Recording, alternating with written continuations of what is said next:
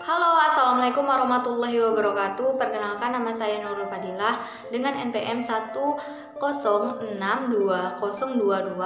dari kelas 1 TRPL. Di sini saya akan menjelaskan salah satu materi dari mata kuliah Matematika Diskrit Bapak Riki Apriansyah, yaitu tentang program irisan menggunakan array di Java. Apa sih program irisan itu? Program irisan digunakan untuk mencari nilai anggota yang sama antara himpunan yang satu dengan yang lain. Misalnya ada dua himpunan, yaitu himpunan A dan B, di mana masing-masing himpunan memiliki anggota. Contoh, himpunan A beranggotakan nilai 1, 3, 5, 6, 7 dan himpunan B 2, 3, 6, 9, 10. Maka irisan A dan B yaitu 3 dan 6 karena memiliki nilai yang sama yaitu 3 dan 6. Jika tidak ada irisan maka himpunan saling lepas. Misalnya himpunan A bernilai 1, 3, 5, 7 dan himpunan B bernilai 2 dan 4. Maka tidak ada nilai yang sama di himpunan A dan B, yaitu dengan disimbolkan A/B. Halo, balik lagi bersama saya Nurul Fadilah dengan pembahasan yang masih sama, yaitu program irisan menggunakan array di Java.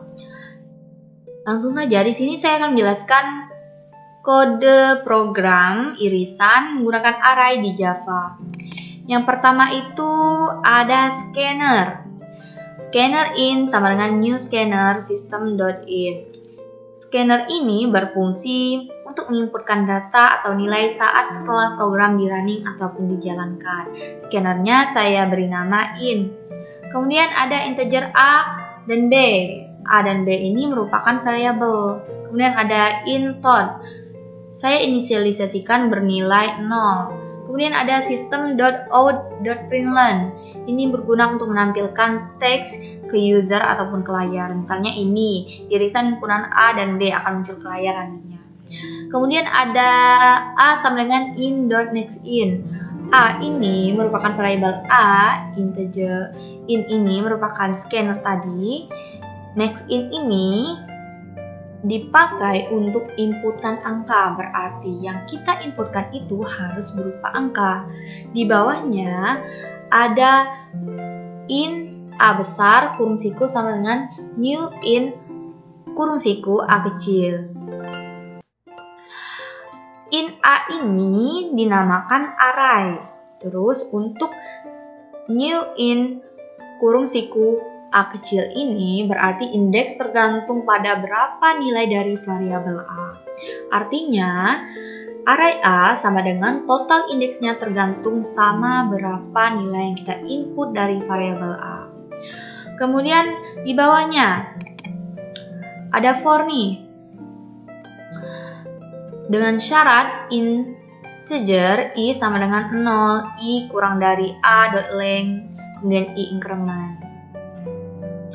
Di sini, di array indeksnya itu dimulai dari 0. Itulah mengapa di sini diketik ataupun ditulis sama dengan I sama dengan 0.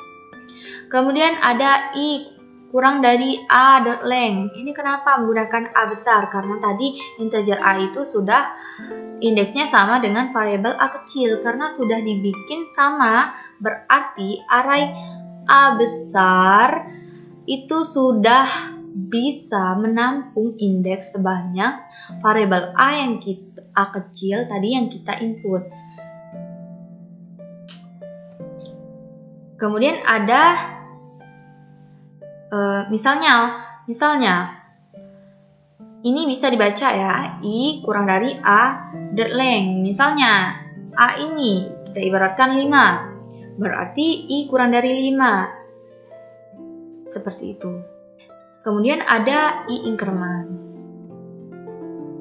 Selanjutnya ada A kurung siku I sama dengan in.nextIn. Ini A ini merupakan array, ini merupakan indeks, in ini scanner tadi, nextIn ini merupakan inputan berupa angka. Kemudian ada for lagi nih, for yang kedua. For Nah, ini kita bisa lihat berbeda syaratnya dengan yang for yang pertama tadi. Di sini in I sama dengan 0, kemudian I kurang dari B dot length I increment. Nah, kita bisa lihat bedanya di sini di B. Mengapa? Mengapa berbeda dengan for yang pertama? Karena di sini himpunan A dan B itu memiliki nilainya yang berbeda. Maksudnya begini. Misalnya, nilai himpunan A itu bernilai 5, kemudian untuk yang B bernilai 6. Oleh karena itu, for yang kedua ini berbeda. Memiliki syarat yaitu I kurang dari B dot length. Di bawahnya lagi, kita lihat ada for lagi nih, tapi bentuknya for di dalam for. Kita lihat di sini menggunakan variabel yang berbeda. Untuk yang variabel yang kedua itu kita menggunakan J. Integer J sama dengan 0, J kurang dari B dot length J increment. Mengapa ini kita menggunakan variabel yang berbeda? Mengapa ini for yang kedua ini tidak menggunakan I? Karena variabel, misalnya ini variabel I, dan untuk for yang kedua kita menggunakan variabel I, itu tidak bisa, programnya akan error. Karena satu variabel cuma bisa menyimpan satu data saja. Oleh karena itu, makanya variabel I untuk array A dan variabel J untuk array B. Terus kita pakai kondisi lagi nih, kita pakai if dalam kurung A kurung siku I sama dengan B kurung siku J. Ini maksudnya jika nilai salah satu dari array A sama dengan array B, maka tot akan berincrement. Misalnya tot ini misalnya sama dengan 0 ya, tadi. Misalnya kalau ada yang sama, dia akan menjadi 1. Oleh karena itu ini tot sama dengan tot increment. Kemudian ada kondisi lagi nih, if tot lebih dari 0. Ini maksudnya adalah kalau ada satu aja yang sama nilainya di antara array A dan B, totnya akan nambah 1. Nah, kalau nambah 1 berarti udah lebih dari 0 nih. Karena udah lebih dari 0, baru bikin statementnya. Nah, ini misalnya nanti kalau ada yang sama ataupun nilai totnya lebih dari 1, lebih dari 0 misalnya ya, ini akan sistem .outprint, outputnya akan seperti ini nantinya. Kemudian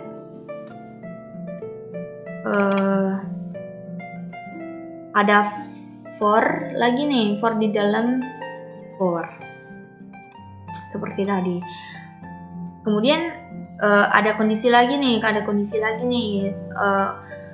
cuma bedanya untuk kondisi yang pertama tadi itu untuk mendeklarasikan, sedangkan untuk kondisi yang kedua ini untuk menampilkan.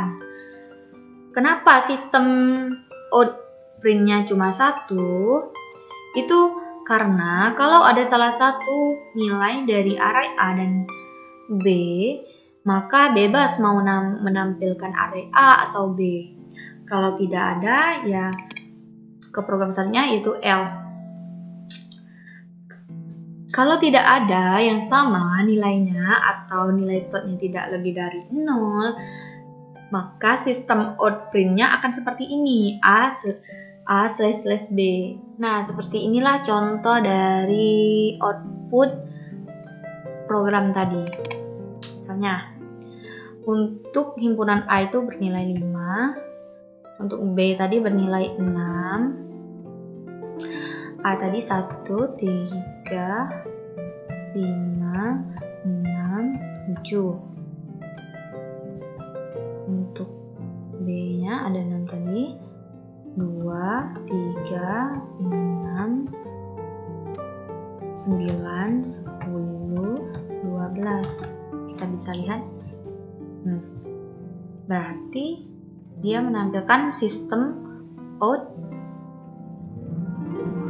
yang jika himpunan A dan B ataupun array A dan B memiliki nilai yang sama, maka dia akan memunculkan output seperti ini. Oke, sekian penjelasan dari saya. Saya ucapkan terima kasih dan mohon maaf jika ada kekurangan dalam penjelasan saya ataupun pembahasan saya. Saya akhiri wabillahi taufiq wal hidayah. Wassalamualaikum warahmatullahi wabarakatuh. Bye bye.